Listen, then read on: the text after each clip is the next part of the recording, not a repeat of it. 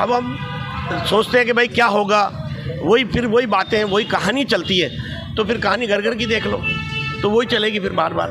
तो इस चाहते हैं 20 साल से घोषणा ही हुई, सिर्फ काम कुछ भी नहीं हुआ। धरातल पे खड्डे पड़े हैं, पानी भरा हुआ है, जो घोषणा की एक भी काम पूरा नहीं हुआ। और 20 साल से इसी को चेहरे को दिखा रहे हैं, नहीं काम हो रहा। नए चेहरे को उम्मीदवार बनाए जाए। विधानसभा चुनाव के बाद आम जनता में भी उत्साह देखने को मिल रहा है। वहीं आज हम उत्तर विधानसभा क्षेत्र में पहुंचे हैं चाय की थड़ी पर, जहां हम कुछ आमजन बैठे हैं, उनसे हम बात करेंगे और जो उत्तर विधानसभा क्षेत्र है उसे लेकर जानेंगे कि किस तरीके से जो विधानसभा चुनाव है किस तरह का बदलाव होना चाहिए, या फिर वो बदलाव चाहते हैं या फिर उसी चेहरे को देखना चाहते हैं। क्या नाम है आपका? मेरा नाम बागचंद है, मैं बोराज निवास करता हूँ उत्तर विधानसभा से।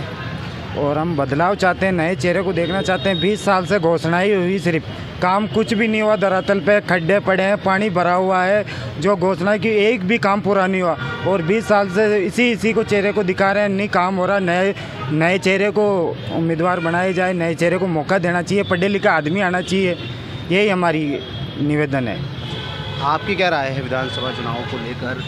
मेरी पर्सनल राय भी है और आम जनता की भी यही राय है कि पब्लिक चाहती तो है कि उत्तर विधानसभा से भाजपा का नेतृत्व आए, लेकिन वो ये चाहते कि हमेशा एक ही एक चेहरा क्यों। क्या आज तक 20 साल के अंदर पार्टी के अंदर इतने कर्मठ और निष्ठावान कार्यकर्ता हैं जिनको मौका दिए जाना चाहिए, क्योंकि अजमेर की पब्लिक यही परेशान, इस चीज़ से ही परेशान है कि ना तो सड़कों का ढंग से निर्माण हुआ। जबकि आपको जानकारी होगी कि जब भी कोई सड़क का निर्माण होता है तो उसके ऊपर टेंडर भरा जाता है, तो उसमें 3 साल की गारंटी ठेकेदार की होती है, लेकिन बार बार सड़कों का खोदना, बार बार नालियाँ, खाली हमारे विधायक साहब के पास यही काम है, नाली निर्माण, सड़क निर्माण। इसके अलावा इनके पास में कोई उपलब्धि नहीं है कि कोई ये नहीं कह सकता कि हमारे विधायक साहब ने इतना अच्छा काम करा कि उसको जन्म जन्मांतर तक याद किया जा सके।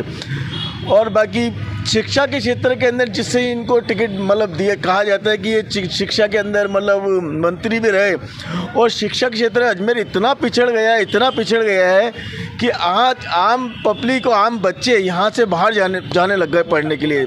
मतलब इसके विषय में यही कहना चाहूँगा, कोटा आज नंबर 1 हो चुका है और अजमेर बिल्कुल पिछड़ चुका है शिक्षा के क्षेत्र में, जबकि हमारे आदरणीय शिक्षा मंत्री रहे हैं। इससे बुरा और क्या होगा। आपकी क्या राय है? आप युवा हैं, हाँ सर। आप किस नज़रिए से देखते हैं विधानसभा चुनाव आने वाले हैं, तो किस तरह का क्या बदलाव होना चाहिए, या फिर उसी चेहरे को आप देखना चाहेंगे? बदलाव होना चाहिए ना सर। देवनानी जी ने कुछ काम करवाया नहीं इतने साल में, रोडों पे खड्डे पड़े, घरों में पानी नहीं आ रहे। रोज़ हम मार्केटिंग करते हैं तो हमारे को रोज़ सुनने में देता है ऐसा सब कुछ। बदलाव चाहते हैं? हाँ, बदलाव चाहते हैं सर, बिल्कुल ज़रूर। नाम क्या? मेरा नाम दिलीप है।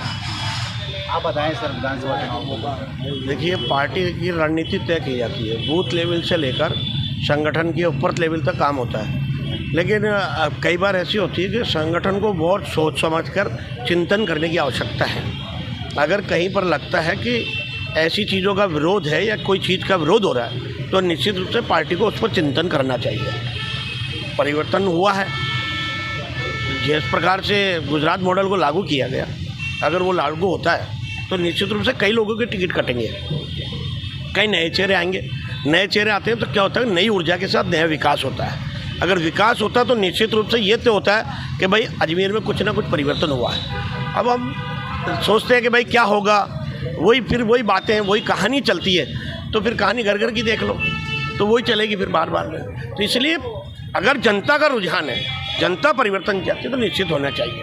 अभी राष्ट्रीय अध्यक्ष जो JP नड्डा है, उनका जयपुर दौरा था, वहाँ पर भाजपा के यहाँ के उत्तर विधानसभा क्षेत्र से भाजपा के कार्यकर्ता भी गए थे, तो उन्होंने बदलाव के लिए मांग रखी है, तो उसे लेकर आप क्या? देखिए, यहाँ से अपने अपने विचार हैं।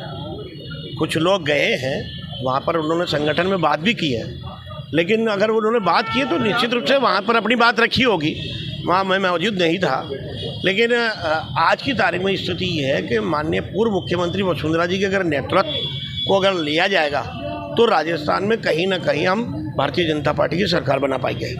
अगर वसुंधरा जी का चेहरा अगर फ्रंट में नहीं लिखा तो निश्चित रूप से कहीं ना कहीं बहुत बड़ा एक लॉस होने वाला है। जिस प्रकार से हमारा अनुमान था कि वसुंधरा जी के नेतृत्व में, आज गाँव में चले जाओ, 99% महिलाएं वसुंधरा जी के समर्थन में।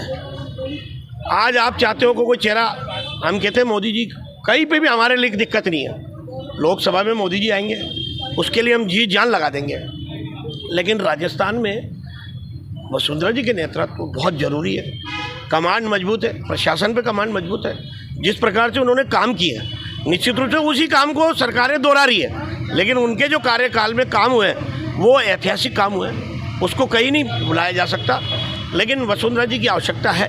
भारतीय जनता पार्टी में अगर राजस्थान में अगर सरकार बनानी है तो वसुंधरा जी को ही लाना पड़ेगा, उनके नेतृत्व को सराहनीय करना पड़ेगा, उनको आगे लाना पड़ेगा, तब हम कहीं ना कहीं 140 से 160 प्लस हो पाएंगे।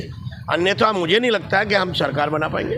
फिर वो जोड़ तोड़ की रणनीति होगी, किसी की खरीद फरोख्त की जाएगी और फिर सरकार गिराई जाएगी। ऐसा हम नहीं चाहते। स्पष्ट बहुमत आए और उसके बाद लोकसभा चुनाव है तो उसका बहुत इतना फर्क पड़ेगा।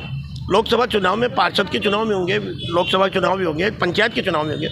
उन सब चुनावों को ध्यान में रखते हुए हम अगर वहाँ जाएंगे तो हर जगह तो मोदी जी के चेहरे को हम फ्रंट में नहीं लाएंगे, लेकिन वहाँ जहाँ आवश्यकता है जिस चेहरे की उसको फ्रंट में रखना पड़ेगा। इसलिए माननीय मुख्यमंत्री जी को, पूर्व मुख्यमंत्री जी वसुंधरा राजे जी को लाना पड़ेगा और तभी हम सारी सीटें जी पाएंगे। बाकी पार्टी तय करेगी, पार्टी को तय करना, निर्णय करना है। और पार्टी निर्णय अगर किस आंकड़े के आधार पर, सर्वे के आधार पर वो क्या सोचती है, वो सर्वे भी सामने आ जाएगा जनता के बीच में। और हमारा तो ये एक लक्ष्य है कि भाई जहाँ तक पार्टी की विचारधारा को हम रखते हैं तो उसमें कहीं कमी नहीं है। पार्टी जो तय करेगी उसके साथ है।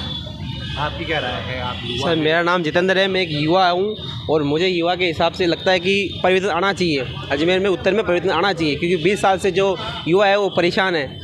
युवा भी परेशान है, जनता भी परेशान है। जनता काफ़ी सोचती है चीज़ में कि विकास नहीं हो पाया, नालियाँ, गड्ढे, और युवा उनको खिलाड़ियों के वो तौर पर कुछ नहीं मिला है। मतलब परेशान है युवा भी।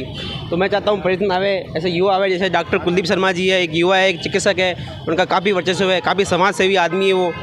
ऐसे युवा लोगों को आगे आना चाहिए, ना कि ऐसे 20 साल राज कर रहे हैं ऐसे लोगों को पार्टी को समझना चाहिए। क्योंकि हम बीजेपी हैं और हम चाहते हैं कि बीजेपी आवे उत्तर अजमेर में, पूरे भारत में बीजेपी छावे। धन्यवाद।